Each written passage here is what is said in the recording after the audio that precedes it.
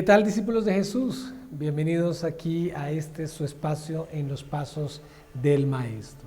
Hoy estamos transmitiendo el quinto episodio de la serie que hemos titulado La conducta cristiana. Y hemos venido desarrollando varias preguntas sobre cómo debemos conducirnos nosotros los discípulos de Jesús. ¿Los discípulos de Jesús somos acaso personas que debemos distinguirnos en nuestra manera de conducirnos? Por supuesto que sí.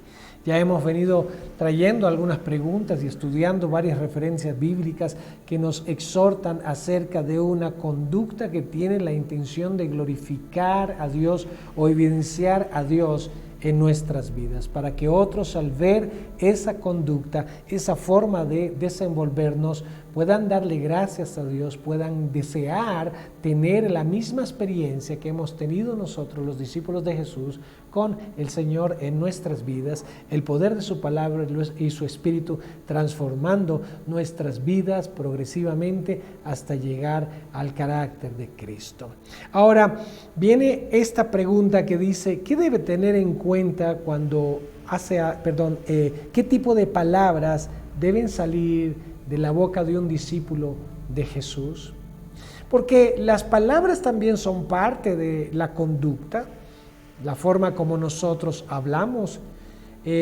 Cuando alguien habla, pues en parte podemos identificar por su acento de qué región del país o de qué área o de qué país puede ser esta persona, por su acento.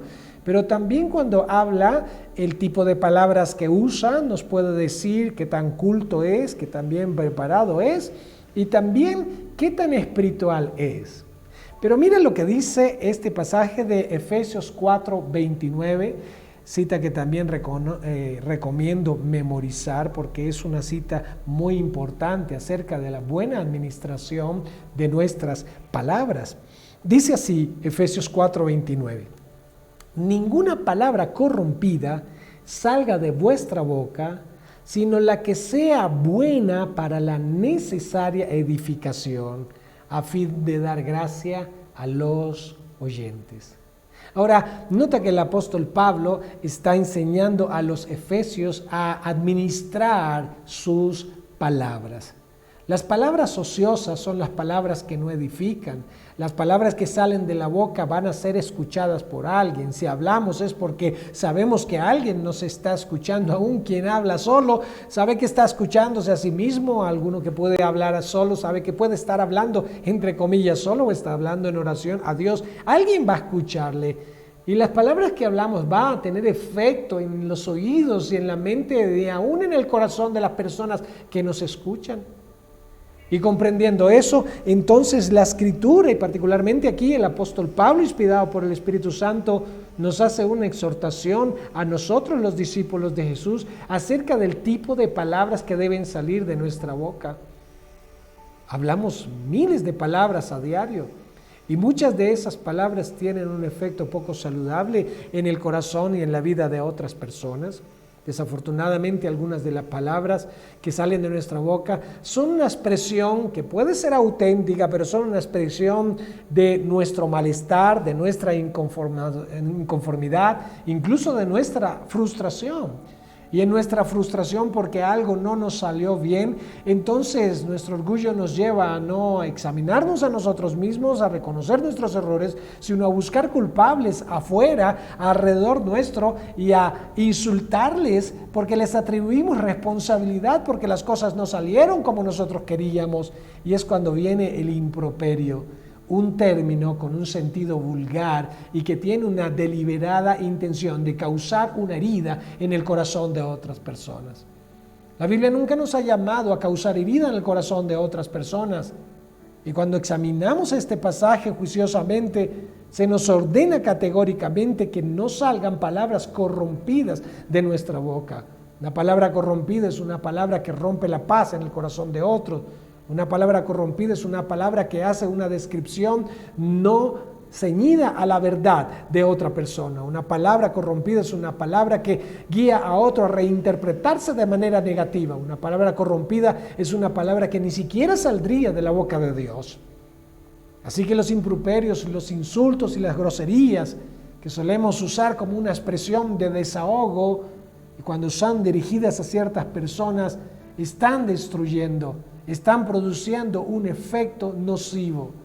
Trabajando con adolescentes y con niños, vienen algunos de ellos con el corazón roto, porque un hermano, porque un familiar, aún uno de sus padres, dijo: no sirves para nada, eres un bruto, eres un incompetente, no sirves, no debiste haber nacido. Una cantidad de términos, algunos son groseros, con vulgaridades, otros son declaraciones destructivas. Y no es el espíritu de las palabras que deben salir de la boca de un discípulo de Jesús.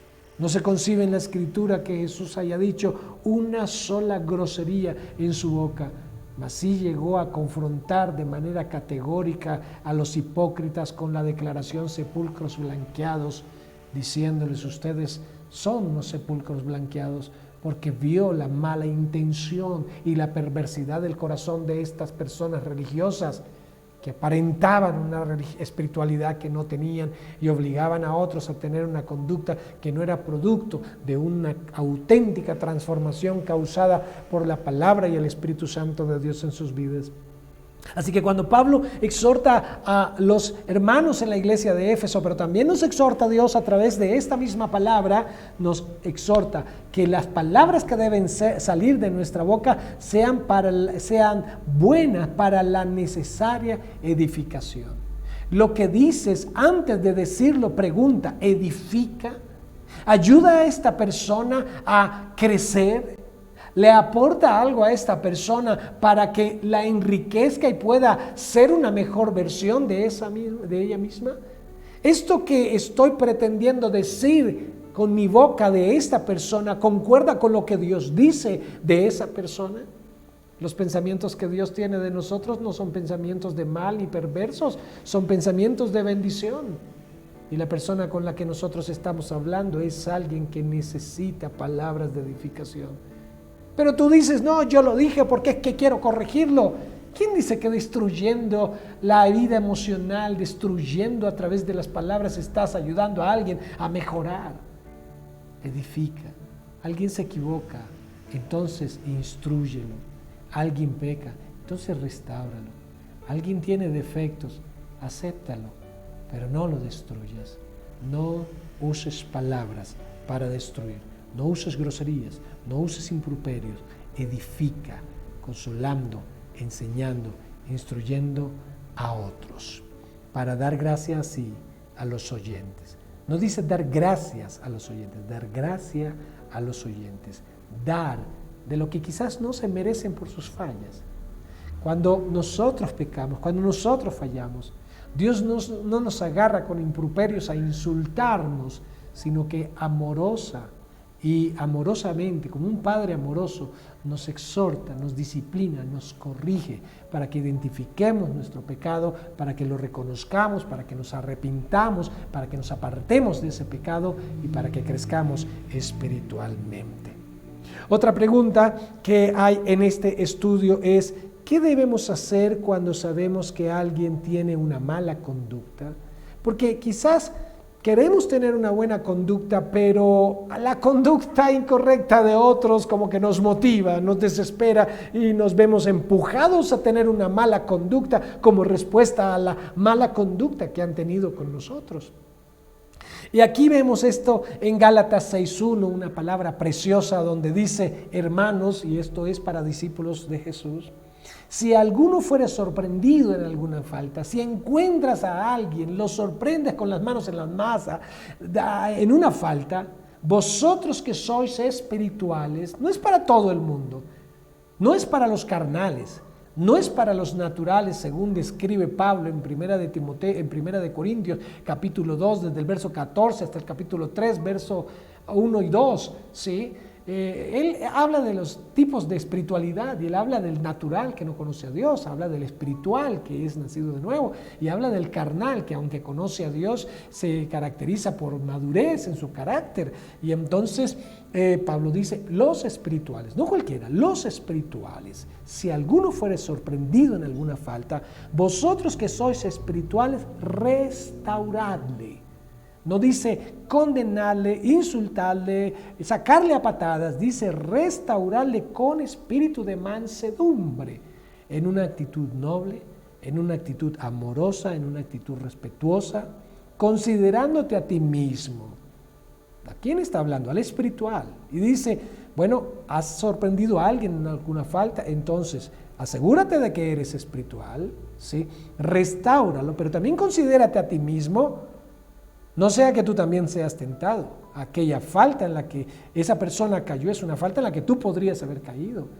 Esa persona es tan humana y tan débil como lo eres tú. Todos necesitamos de la fuerza del Espíritu Santo, de la gracia del Padre para con nosotros y del poder de la palabra en nuestras propias vidas para salir del error y la falla en la que nosotros estamos incurriendo. Así que Pablo exhorta a los Gálatas con esta palabra. ¿Qué hacemos?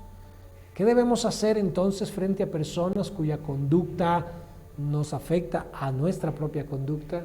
Condenarles, destruirles, insultarles, rebajarnos a la misma conducta inadecuada que ellos tienen para dominar. No es la idea, no lo hace así Cristo. Una mujer fue sorprendida en una falta, estaba adulterando. Con quien se estaba acostando no era su esposo. Seguramente su esposo estaba trabajando. Los fariseos ya habían tenido noticias y estaban de manera cautelosa indagando. Tenían una perversa intención. Capturaron a la mujer y la llevaron a Jesús. Seguramente la llevaron desnuda y la arrojaron a los pies. Y decían estas palabras. ¿Tú qué dices? La ley de Moisés dice que este tipo de mujeres debe ser apedreada. Jesús inclinó el rostro. No miró a la mujer, no miró a los verdugos, a los acusadores. Empezó a escribir con el dedo en la arena algo. Y luego levantó el rostro y le dijo, el que esté libre de pecado, arroje la primera piedra. A veces nos creemos tan perfectos y tan santos y con una autoridad para destruir, condenar, criticar, enjuiciar a las personas por sus erradas conductas. A veces el resultado de esto son corazones heridos, amargados, destruidos. No es lo que quiere Dios. Lo que quiere Dios es que tengamos el mismo corazón que el Padre tuvo para con nosotros, para contigo y para conmigo, de amarnos y sacarnos de esa condición por su gracia, no por nuestros propios méritos. Y Él nos restauró, y Él nos sanó. Dios al que ama, disciplina. Y la disciplina tiene como objetivo la restauración de sus hijos. Así que, ¿qué debemos hacer con alguien que tiene una mala conducta? Bueno, restaurarle. El capítulo 18 de Mateo nos dice que si alguien peca contra ti, habla y dile, esto no es correcto. Hazlo con amor, hazlo con esta actitud. No se arrepiente. Toma uno o dos hermanos contigo, para que en boca de 2 o 3 testigos conste toda palabra. No se arrepiente, díselo al liderazgo de la iglesia para que haya una corrección. No se arrepiente, pues tenlo por gentil y publicano. No hay arrepentimiento, este no es un nacido de nuevo. Está entre nosotros, pero no reconoce su pecado, no se ha arrepentido. Pero hazlo siempre con amor. Y la última pregunta de este estudio. ¿Por qué debe tener cuidado con lo que habla? La Biblia dice en Proverbios 18:21, la muerte y la vida están en poder de la lengua, y el que la ama comerá de sus frutos. La muerte y la vida están en poder de la lengua. Conozco personas que son zombies, digo yo, porque están muertos en vida. Alguien dijo que no servían para nada. Alguien les dijo, usted no va a ser nadie en la vida, y ellos lo han creído.